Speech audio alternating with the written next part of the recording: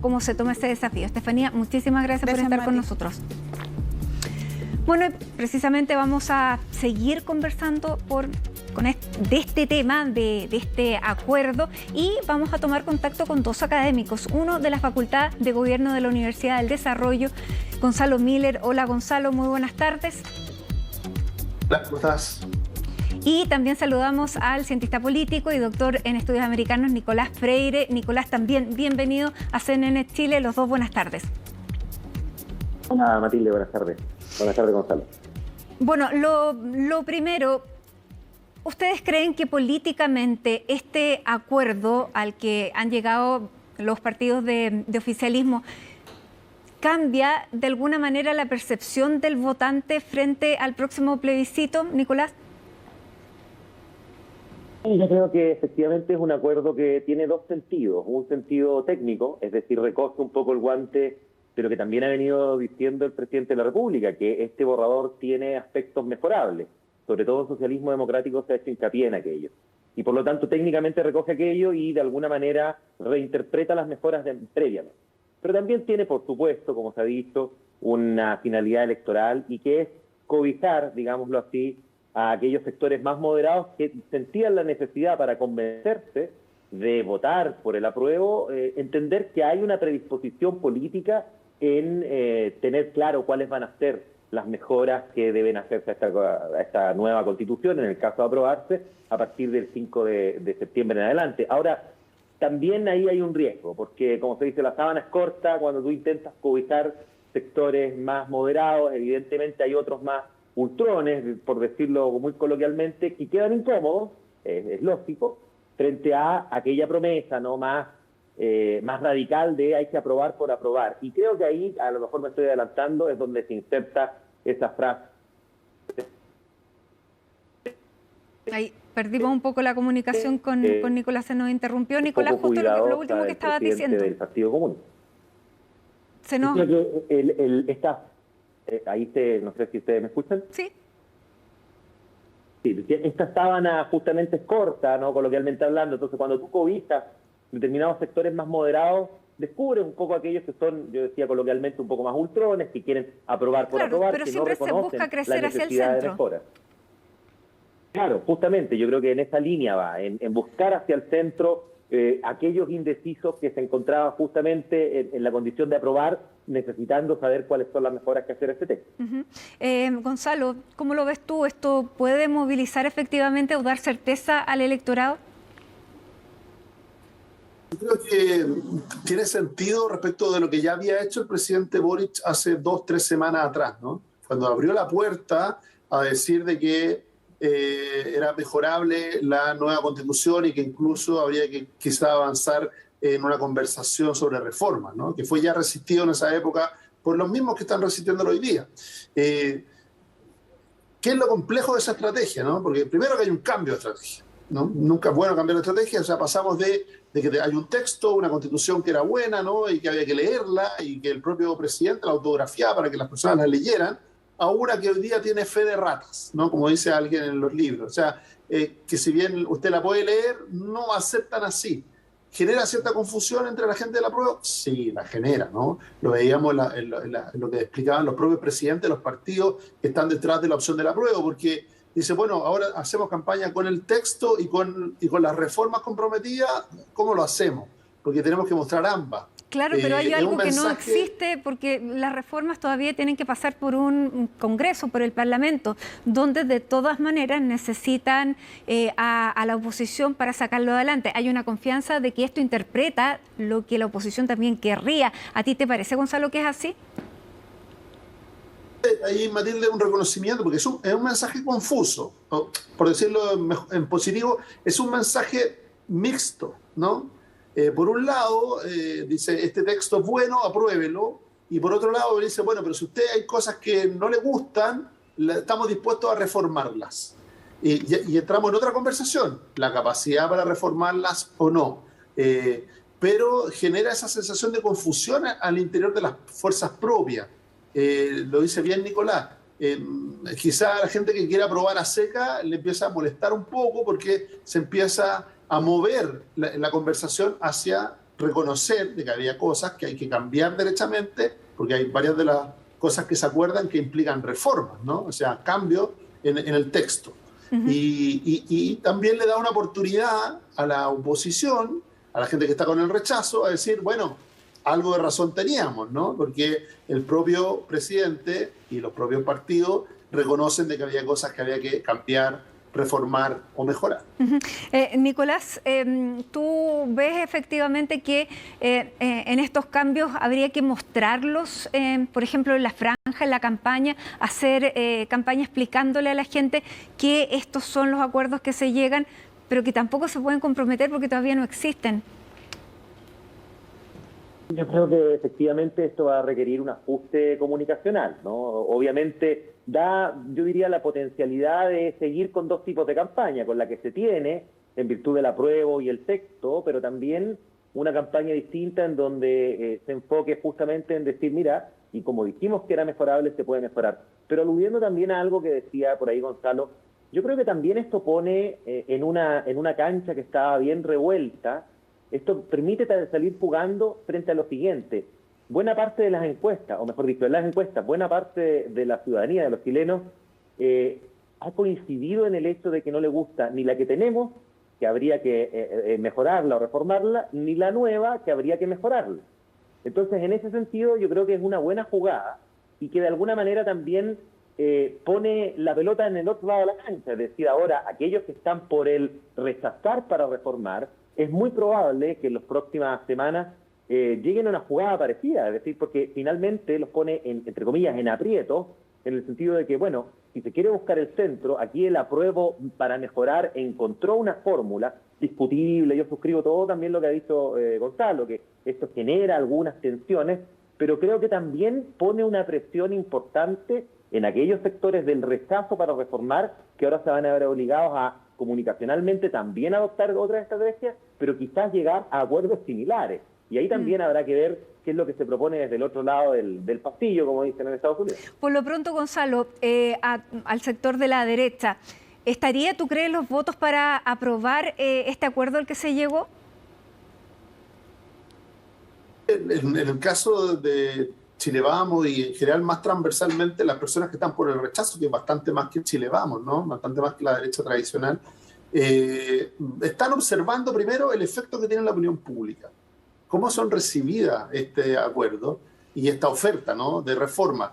Porque la primera impresión, creo yo, en esos sectores es de encontrarse la razón, por decirlo así, Matilde, ¿no? De decir, bueno, pero nosotros claro, habíamos advertido... Eso, si gana el apruebo, debiera llevar a aprobarlo eventualmente si llegan al Congreso. No habría argumento para que dijeran que no.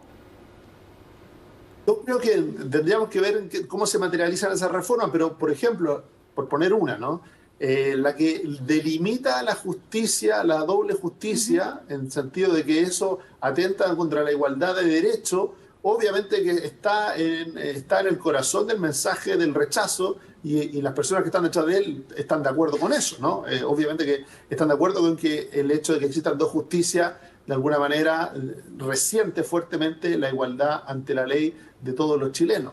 Habría una coincidencia ahí. Pero, ahora, siempre se dijo que era una justicia, no que había dos y ahora llegamos a una, sino que se explica mejor cómo era esta una. Se delimita, ¿no? Se delimita, por eso le digo, se delimitan los ámbitos, algo que se discutió, Matilde, en la propia convención, no nos olvidemos, ¿no? En la propia convención se pidió mayor precisión.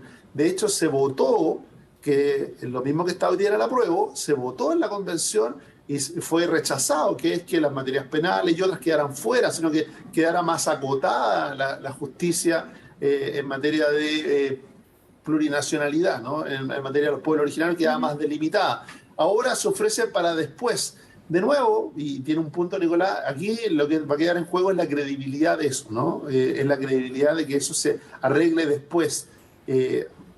Pero de nuevo, quedamos en una conversación sobre arreglar algo, como decías tú muy bien, Matilde, que todavía no se aprueba en general y ya decimos que hay que parcharlo, ¿no? Hay que ponerle un parche. Lo que genera ciertas dudas, ¿no?, en la gente que de alguna manera está mirando el texto, porque dice, bueno, si ya me dicen que tengo que arreglarlo después, obviamente que eso genera cierta duda y pone la atención en lo que tú misma decías, Matilde, la capacidad del sistema político de ofrecer reformas, porque recordemos, si es que gana el apruebo, cualquiera de las reformas ofrecidas hoy día por los partidos que están en el apruebo, ellos no tienen la capacidad autónoma de sacarla adelante. Necesitan de un acuerdo con el resto de las fuerzas políticas, porque esas reformas requieren 2/3, o si no alcanzan los 2/3, van a requerir además de un plebiscito adicional. Perdón, no solo de un plebiscito adicional, de 2 plebiscitos, porque requieren el consentimiento de los propios pueblos.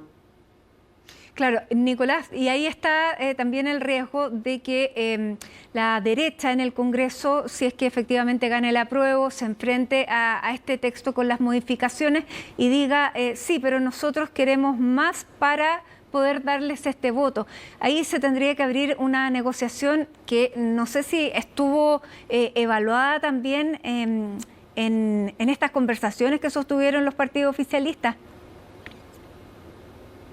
Sí, sin duda, Matilde, ahí la derecha, ahí entramos en un juego político, en un juego justamente dentro del sistema, con juego prelegislativo y legislativo, en donde la derecha probablemente, no obstante existan en partes del acuerdo cuestiones que yo no tengo dudas que la derecha le gustaría precisar. Por ejemplo, cuando se precisa en los derechos fundamentales lo que es propiedad privada y derecho a la vivienda, que es uno de los elementos que ha criticado la derecha. Bueno, este acuerdo se hace cargo de aquello. Pero aún así es evidente que la derecha va a querer, digamos, tirar el tejo pasado, digámoslo así. Y en ese sentido, yo creo que por ahí se jugó un poco, si nos recordamos, en la previa de que saliera el acuerdo se hablaba de 8 puntos, hoy salieron 5, se dejaron 3 fuera, se dejó fuera, por ejemplo, el tema de este famoso renombrar Senado a lo que es la Cámara de las Regiones, otorgarle mayores facultades. Por ahí creo que quienes hicieron parte de la negociación de este acuerdo vieron en esos temas un margen de negociación futuro. Y entonces sí, yo creo que quienes participaron, los presidentes de los partidos de Apruebo Dignidad y Socialismo Democrático, vislumbraron la posibilidad de tener que negociar con la derecha y dejaron esos temas fuera justamente para tener un abanico de posibilidades. ¿Qué te parece esas posibilidades que se abren, Gonzalo? Bueno, bien, estamos frente a un plebiscito y obviamente que genera todo escenario, ¿no? Si gana el rechazo, bueno, obviamente que no hay nueva constitución, sino que la discusión se abre y la conversación se va a abrir sobre el nuevo proceso constituyente. Y si gana el apruebo, aquí ya queda establecido de que va a haber una conversación necesaria, comprometida, respecto de modificaciones a este texto y también, como decíamos, estos escenarios están marcados por los resultados, ¿no? O sea, imaginemos, un resultado estrecho, por un triunfo estrecho del apruebo, lo más sin duda que va a abrir un escenario de mayor cantidad de reforma en torno al nuevo texto. Un resultado estrecho respecto del rechazo también va a abrir la ansiedad o la premura o la urgencia porque ese proceso constituyente sea rápido, participativo y todo. Entonces, de nuevo, estamos en medio de una campaña. Cada uno de los gestos que se tiene, cada uno de los hitos políticos, tienen como objetivo influir en el resultado del plebiscito y por lo mismo van a ir siendo evaluados en su mérito. Si llegamos a la próxima semana con este acuerdo, como un acuerdo que generó un impacto en la opinión pública, ese acuerdo va a tener mayor relevancia. Si no lo tiene, obviamente que va a ser un momento más difícil porque aquellos que lo promovieron lo hicieron con la intención de obtener un mejor resultado frente a la opinión pública en el corto plazo. Ahora, desde el punto de vista político, porque el presidente Gabriel Boric, cuando insta a los partidos a lograr un acuerdo que se veía bastante complejo inicialmente, él pone su capital político que, pese a las encuestas, sigue teniendo la simpatía de la ciudadanía, lo pone y finalmente se logra este acuerdo. Él está muy comprometido en esa línea. Nicolás, ¿tú crees que sale fortalecido y que, al salir fortalecido también estrecha su vínculo con el resultado de la elección? Sí, hace un buen tiempo ya que esta versión de los caminos paralelos del plebiscito y de la suerte del gobierno se dejó de lado, ¿no? Fue el discurso inicial, muy entendible estratégicamente, pero hoy día, en la medida que estamos ya en los últimos 100 metros o acercándonos a ello, evidentemente el gobierno y el presidente de la República ha estimado acercarse justamente a vincular la suerte del plebiscito con la suerte del gobierno. Ahora, no obstante eso, yo creo que sale fortalecido. Primero sale fortalecido en términos de liderazgo interno, porque logra alinear, cuadrar a los partidos de sus dos coaliciones, ¿no? Recordémonos siempre que son dos coaliciones. Y eso también tiene o genera un impacto para con la ciudadanía, es decir, se logró un acuerdo en donde el presidente de la República puso su capital político, y ahí es donde yo creo que tienen relevancia negativa las palabras del presidente del Partido Comunista, que también hay que recordar, no es la primera vez que emite palabras que, digamos, pueden transformarse en una piedra en el zapato. Recordémonos la instalación y la desconocida Mario Marcel, por ejemplo. Pero bueno, ¿por qué? Porque justamente aquí no está en juego el acuerdo, está en juego el liderazgo simbólico, el liderazgo político del presidente de la República. Desde esa perspectiva, Gonzalo, ¿tú reconoces que se fortalece la figura de Gabriel Boric al lograr este acuerdo?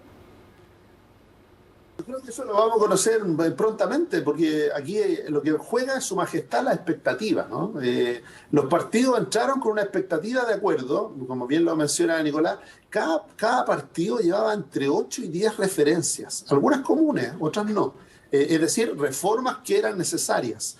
No todos salieron con el mismo papelito con el que entraron, ¿ah? Algunos tuvieron que ir borrando, ¿no? Y reduciendo la cantidad de reformas que iban a ser comunes, ¿no? Que estaban dentro de este juego del acuerdo. Entonces, de nuevo, la expectativa del acuerdo, la expectativa política de que esto genere un cambio en el destino del apruebo, también, todas esas expectativas vamos a irlas resolviendo en el mediano plazo, ¿no? De alguna manera, en el transcurso de los próximos días, para ver cómo la ciudadanía acepta este acuerdo y valora que el presidente haya ordenado sus filas por una parte, pero creo que el propio presidente cree que lo hizo de manera más acotada, ¿no? Por usar una palabra que está en el lenguaje del gobierno, ¿no? Acotada en términos de que quizás la expectativa del propio presidente era un acuerdo más amplio, más generoso, más sustantivo y que de alguna manera generara un mayor impacto en la ciudadanía. O sea, si ya se iba a hacer un sacrificio mandando un mensaje que es confuso, ¿no? Es decir, de que le vamos a hacer cambios a la nueva constitución que todavía no está aprobada, esos cambios generarán un mayor impacto en la ciudadanía y generarán de alguna manera un cambio en la tendencia del apruebo que se ha venido estancando en las últimas 2 semanas. Bueno, y eso también lo que se buscaba medir, hacer posible una medición antes de que se pueda entregar la última encuesta. Y ese margen, ya habiéndolo dado a conocer el día de ayer, estaría en el margen de lo testeable, aunque es bastante corto el periodo que tiene esto para darse a conocer. Vamos exactamente a conversar nuevamente con ustedes. Una vez conocida ya la última encuesta, después sabemos que van a resultar otras que van a circular, pero podremos hablar abiertamente de las encuestas públicas que se den a conocer, ya con este elemento también jugando entre las variables. Nicolás Freire, Gonzalo Miller. Recordamos, Matilde, una cosa: la última encuesta no es la de este lunes, porque hasta el sábado 20 se pueden publicar encuestas públicamente en Chile. Entonces, es la del sábado 20 la última, sí, ¿no? La que vamos a poder comentar y que va a recoger todo ya los efectos de la franja, de la campaña, de los acuerdos. Los tengo que